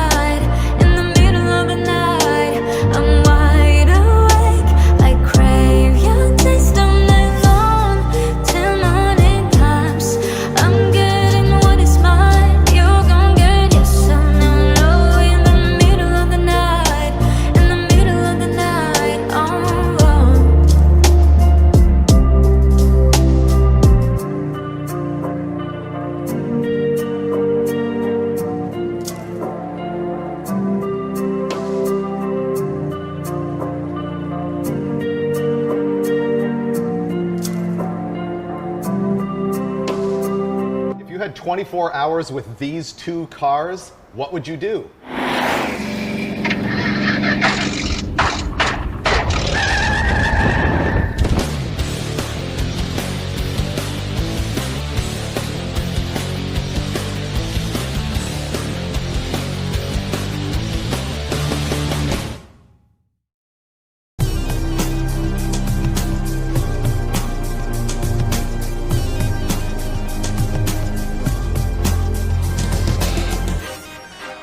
As it turns out, our company is sort of annoyed with all of the dirtball stuff that we've been doing on Roadkill, so they threw money at us. They gave us $6,000, so we went and rented this Lamborghini Aventador. So that's like $4 a minute for the next 24 hours. That's like, if you're from Alabama, that's your mortgage for about, I don't know, 7 or 8 months. Oh, well, that car cost as much as my house. The tax on it is as much as we pay you in a year. That hurts, so, yeah. This is a 2012 Lamborghini Aventador. It's supposed to be the king of the hill. The California model has 691 horsepower. It's a 7-speed paddle-shifted single-clutch transmission. It's all-wheel drive, and it looks like a giant piece of Tupperware. We got 24 hours to do whatever we want with it, but we didn't really want to be seen in it, so we also brought this car with us. This Rat Rod is a 1930 Model A two-door sedan, and it was bought as sort of a hacked-up rat rod, and Hot Rod Magazine, in conjunction with Mackey's Hot Rod Shop, reworked it for Sailor Jerry Rum. It's a marketing piece. It's designed basically to just be looked at, which is kind of a good thing because it's a little hard to drive with how heavily chopped and channeled it is. It's powered by a small block Chevy, and it has a turbo 350 automatic transmission. So we're going to hit the road here in Southern California and see what kind of damage we can do. Which one are you going to drive? Well, I know you're the boss. So I get to pick? You get to pick. I'm taking the Rat Rod. Wow, that was a surprise. All right. That was such a surprise. My glasses are in here already. I'm not sure which one of these is worse, to tell you the truth. Not sure how to even drive this thing.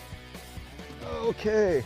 This car actually has like bathroom door locks. That's what sex sounds like right there. Do you see my steering wheel anywhere? Don't worry, that'll buff out. Aha! I found it! Don't hurt yourself, boy. Have at it!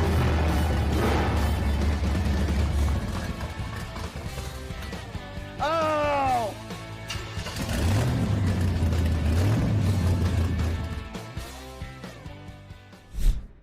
Okay, you ready to go in that gold chain mobile? I know this cool place down by the beach. We're gonna go have breakfast, see what people think of these two cars together, okay?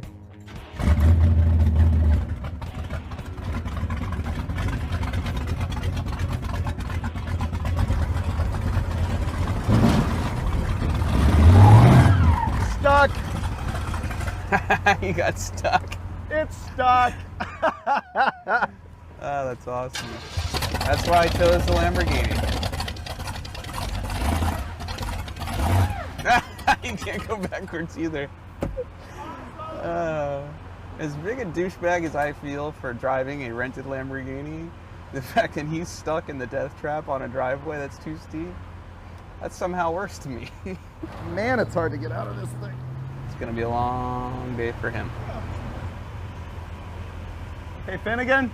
Yeah, I think I'll just listen to the radio. I can't even get out. I need a hand. I literally can't get out. What a piece of crap.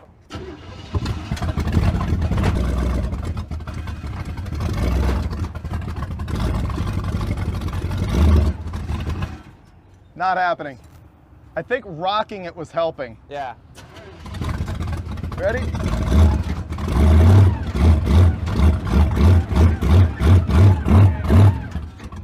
Not happening. Dude, the rocker's stuck in the ground. Yeah, I know. You beached it. Hot rods are perfectly practical vehicles for daily use. Dude, it bashed the door. Yeah, you need to get out too. We need the weight off of it. Okay, let's see if we can shove it backwards. There we go. That's gonna get it. Yep. Okay. 1, 2, 3. Okay. One more. It's stuck again. Yeah. Jump in it, back up, hug this wall, and then come across this. Okay. Okay, hard. Yeah, there you go. Yep. What am I doing? This thing runs. Start it. Don't stop, just go. Are you sure that's not going to just rip the quarter panels off of it? This is the only driveway. But does that mean we want to just rip the quarter panels off? Do this. Cut the wheel this way, back up more, and hit it more of an angle. Go for it!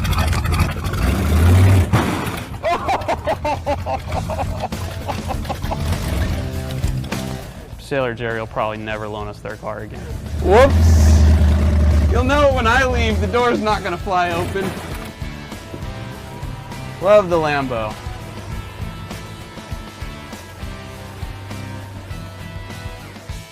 Good thing it was this car and not the Lamborghini. I'm so glad that was you and not me. The Rat Rod is a whole lot of fun in theory until somebody forces you to actually drive it. The car is so heavily chopped that there's barely any windshield in it. And it's so heavily channeled that there's not a lot of headroom and not a lot of space between the steering wheel and the floor. So to drive this thing, I had to lean way back, put my foot up on the dash, and sort of drive, you know, full-on monkey style in the thing. It was actually pretty miserable. The most excitement I'm having right now is hitting the button to raise and lower the front end for railroad tracks, potholes, and driveways. So pretty much I'm relegated to just posing right now and saying, hey girl, how you doing? Meanwhile, Freiburger is in the talk like a pirate car. Yeah, baby. With no air conditioning, no radio. At least it's quiet. No safety. It's impossible to see out of this thing. No shame. Oh yeah, this is hot rodding.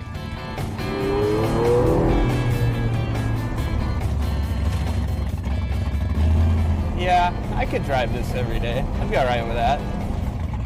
This thing would be fantastic if there was no other cars on the road. Nobody's really looking at me in this car. It's like I'm invisible. They're all checking out the pirate car in front of me.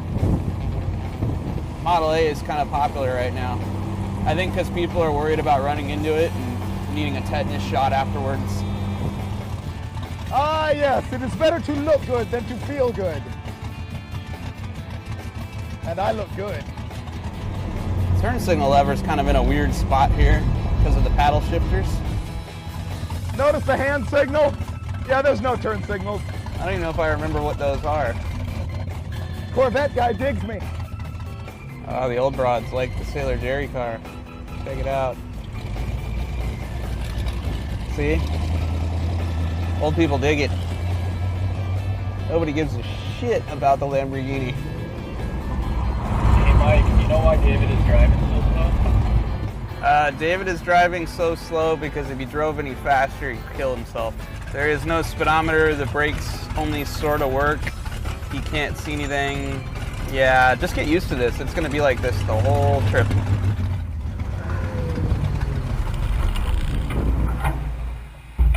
Out of gas! David just ran out of gas. Hey, you sure it didn't just load up? It's zero fuel pressure. Oh, yeah, that's out of gas.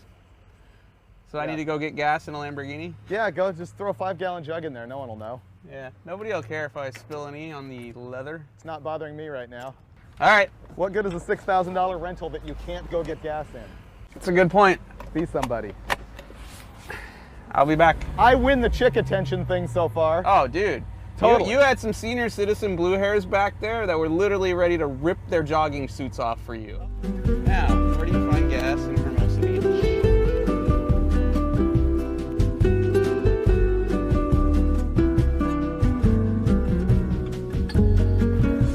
What, you didn't want to spill it on the Lambo?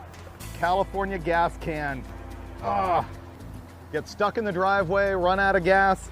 I see how this day is going. Dude, the restaurant's right around the corner and it's like right on the beach. Chicks playing volleyball and the whole deal. We're gonna prove once again that chicks dig the rat rod, not the Lambo.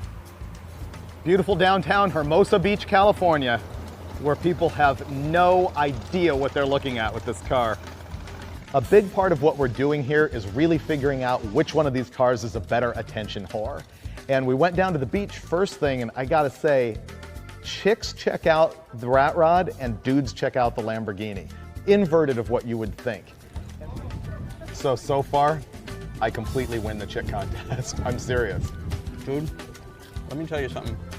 The only people that have checked me out in that car are dudes. I stopped, opened the door, and the next thing you know, a little point and shoot camera came in the window, and I was like, what the fuck? And it was some guy going, I gotta have a picture of the Aventador logo for my roommate. I was like, I couldn't get out of the car. It's unreal, dude. That car is a death trap. I have to like lie down in it just to be able to steer. I can't hear what you're saying because there's chicks playing volleyball on bikinis right now. Wow, this was the right place to come. I figure from here, we're almost obligated to cruise PCH a little bit and then hit Mulholland, right? We need to get out of the city. Okay. The Lambo was useless. Yeah, the Rat Rod's fairly useless in traffic as well. I didn't get out of third gear. Sucked. Good. So from here, out of the city, Mulholland, then after... We go out to the desert, we can go really fast. Not going to jail. We have 24 hours to kill. Okay. Who's driving what? I'm driving the Rat Rod. Cruise the beach. We're going to Mulholland, so I'm not going to argue with you. Ready? Oh, the curves are going to suck in that thing. Not for me. I never had the Countach poster when I was a kid. I'm not a Lamborghini fanboy. I just don't care. Is it not automatic? This thing's as hard to get into as the Hot Rod. So all these guys who are worshiping that car on the Motor Trend YouTube channel every single week, I'm gonna give it to you straight. Is the Lamborghini really that cool? If you paid $400,000 for a car, wouldn't you want an electric seat adjuster?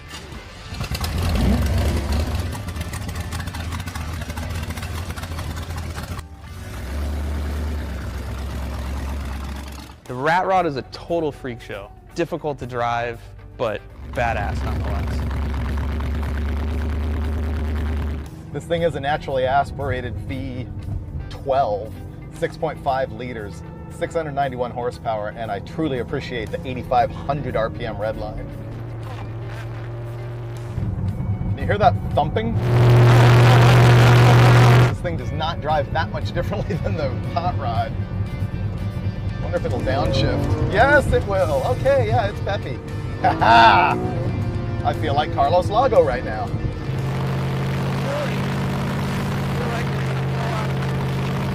Poor Finnegan in front of me in the Hot Rod. Not good.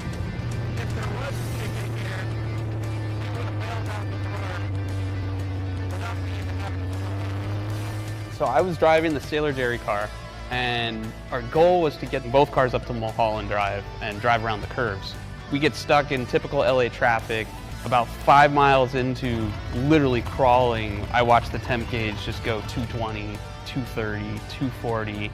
Hey, it's getting hot. Hey, the death trap is at 250 degrees. Do you want to pull over? I don't even know if I should turn it off.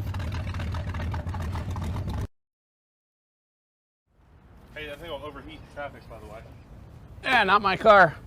That never got past 200 on me when we were just doing what we were doing. I never even looked at the gauge. Doesn't matter. Andy, I wouldn't film this. There's cops everywhere. Hi. It's overheating? Yeah, it's a maiden voyage in traffic. So we've apparently found out the limit of the cooling system.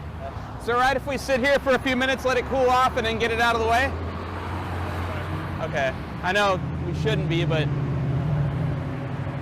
I'd hate to hurt the motor. How's it going? Very good.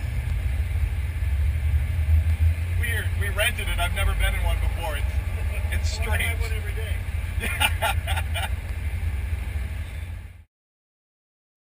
Yeah, that thing's not going to get any better, so I guess we might as well just drive. It's puking cooling everywhere. Yeah, it's not going to cool down sitting there with the engine on. Okay. Well, I'll see if it'll start. We'll just go. So my first experience driving the Rat Rod was it overheating in LA traffic 5 miles after I get behind the wheel. Hey, this thing's boiling over. I gotta get off the road or something. Before I can even get off the highway, it goes 260 on the gauge and a geyser comes out of the radiator overflow. And it literally shot straight up in the air over the cab of this thing.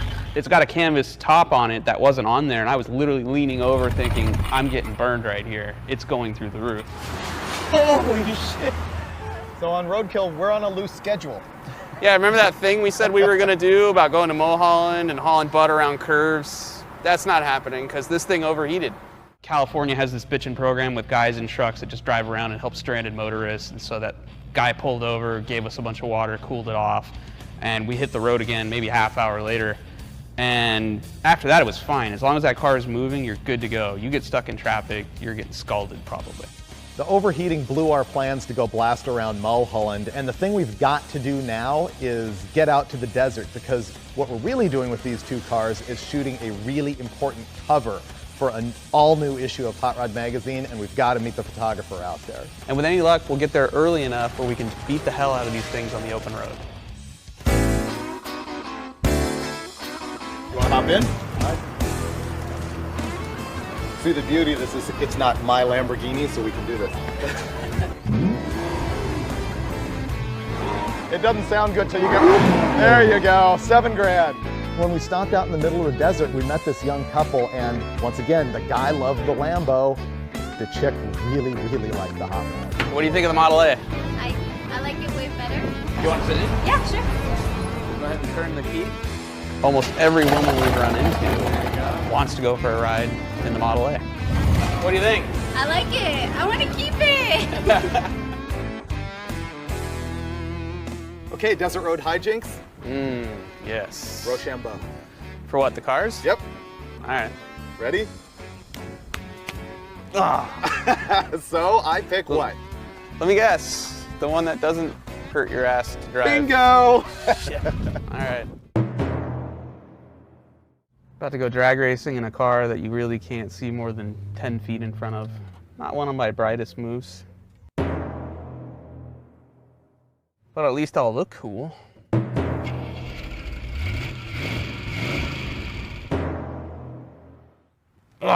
Let's go drag racing.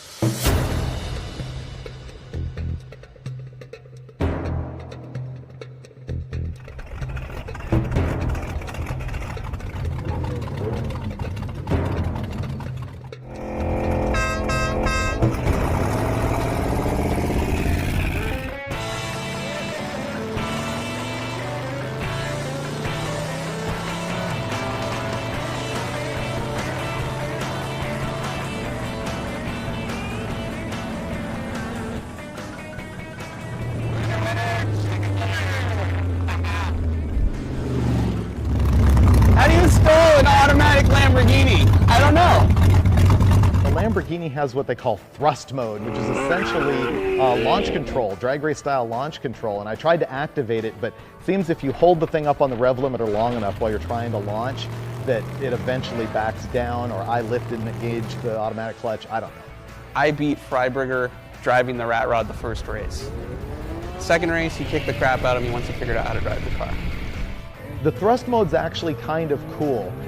You turn off the stability control and it lets you stand on the brake, floor the gas. It comes up to like 5,500 RPM, and then you just swap feet and mat it, and it hooks up and launches.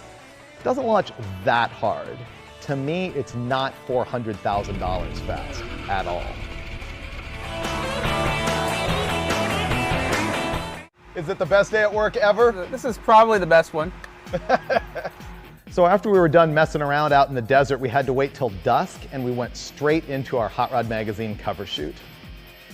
We found an abandoned desert road, and the first thing we did is we got a couple very slow car-to-car shots to get some action for the magazine, and then our photographer Wes Allison set them both up on the road, and we lit them to shoot the cover of the September issue of Hot Rod Magazine, which is going to be this all-new, complete makeover on the magazine. So this was a really important shoot.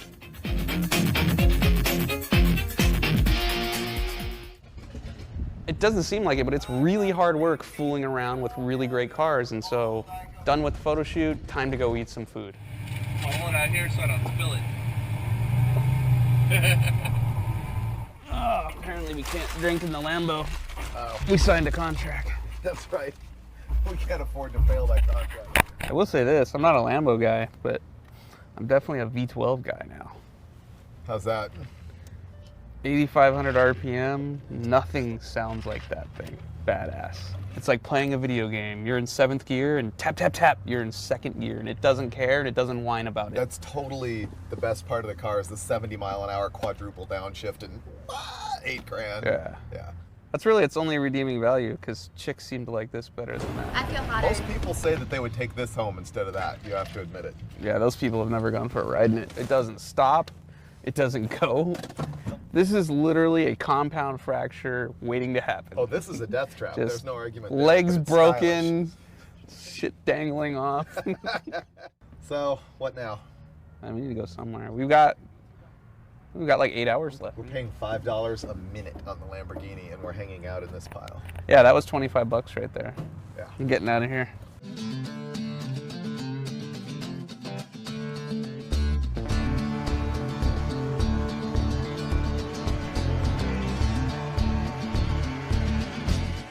This was ostensibly a comparison of these two cars, although we really know that it was just a freak show for our fun and enjoyment. But I do have some thoughts to take away from it. The rat rod thing is so popular right now, and I know why. It's because the cars are cartoony and fun and evil, and they just look like we wish hot rods really were. The truth is, it's not fast, it's not a performance car, it's not that fun to drive around unless all you want to do is get looked at. It's a miracle I'm sitting here today. The rat rod, there's no good way to describe this thing where you're gonna want to drive this car. It's an attention grabber, it's a lot of fun. It's a cartoon, great marketing tool for Sailor Jerry, but not something that you want to drive every single day, even though you can drive it to whatever car show you want.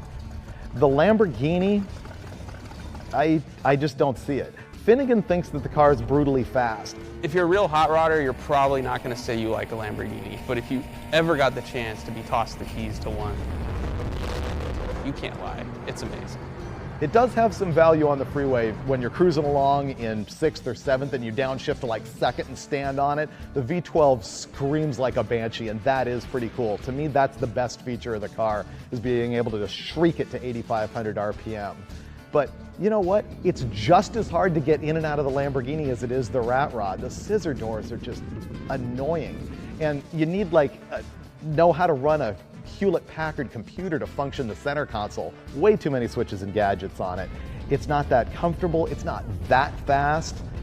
The thing I will give it is that we had no real track time at all, no performance testing. On a road course, I think the Lamborghini would really kick ass.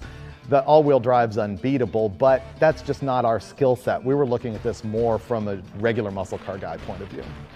They're one-dimensional cars. You drive the rat rod because you want to be seen. You buy the Lambo because you want to be seen. You're never going to push it the way you should push it or the way we pushed it, you know? So pretty much they're posers cars, you know? If you can afford either one, you buy it for whatever reason you want.